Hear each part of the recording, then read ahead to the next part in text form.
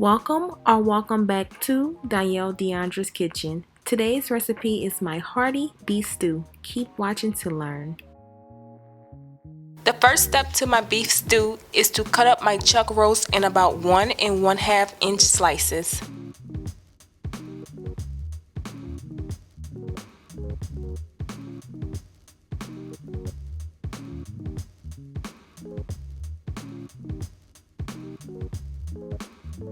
And when I get to this part of the chuck roast, I kind of carve around the trimming and then I just pull it apart from here.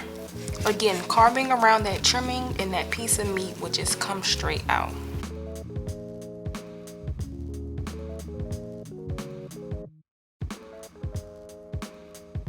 And now I'm going to look through my chuck roast and trim off all of that fat that I don't need inside of my beef stew.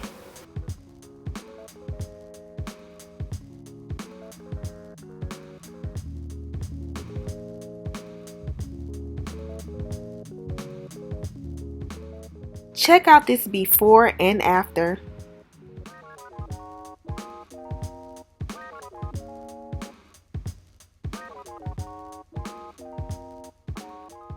The beef looks so much better without the fat trimmings, and I'm sure it'll taste better also. So now here's my pieces of chuck roast without the trimmings, and now I'm going to slice each individual piece in half or in thirds if it needs to be.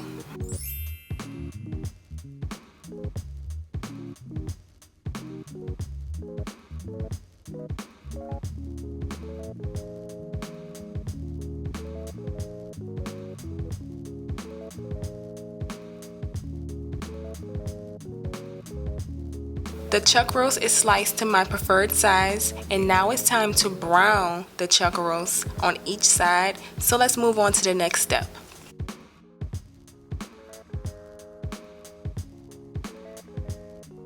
I've placed my cut up chuck roast inside of my pot, and I'm just going to simply brown it on each side. I'm only browning it to start the cooking process as it finishes in the beef stew.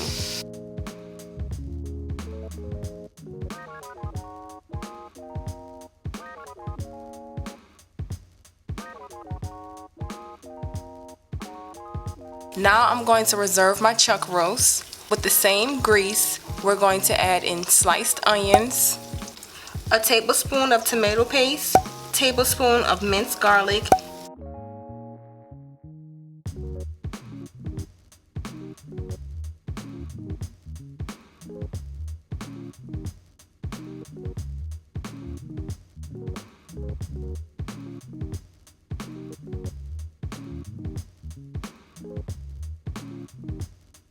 Now I'm adding a handful of flour.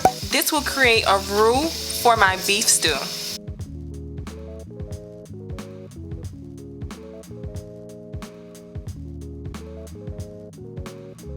As you know with a roux, you keep stirring the flour until it sticks to the vegetables. So I'm going to keep stirring for about 1 minute. And now I'm adding in 4 cups of beef broth.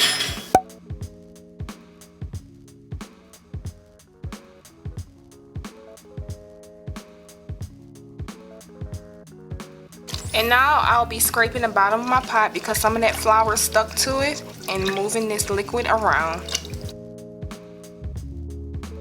And now I'm going to bring my liquid mixture into a boil, and then we'll move on to the next part of this recipe.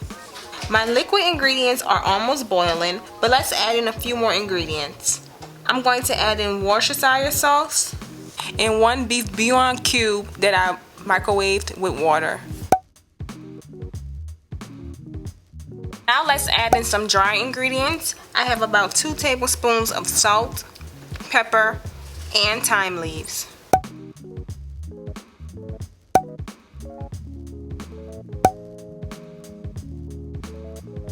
Now let's add in some baby carrots.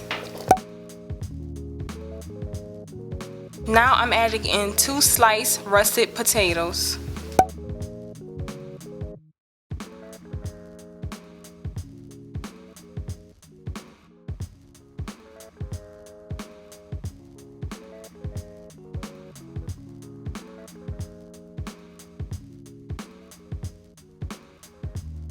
Now let's add back in the browned chuck roast.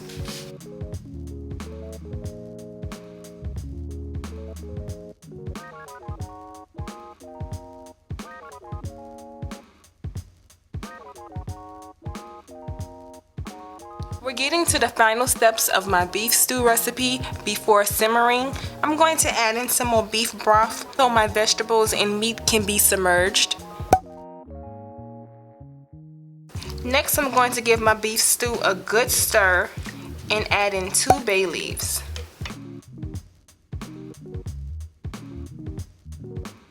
Now I'm going to let my beef stew come to a boil with the top off and then let it simmer for 2 hours with the top on.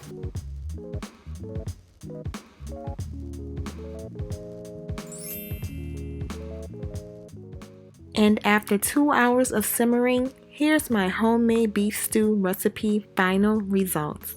Thank you so much for watching Donielle Deoundra's Kitchen. See you in my next video.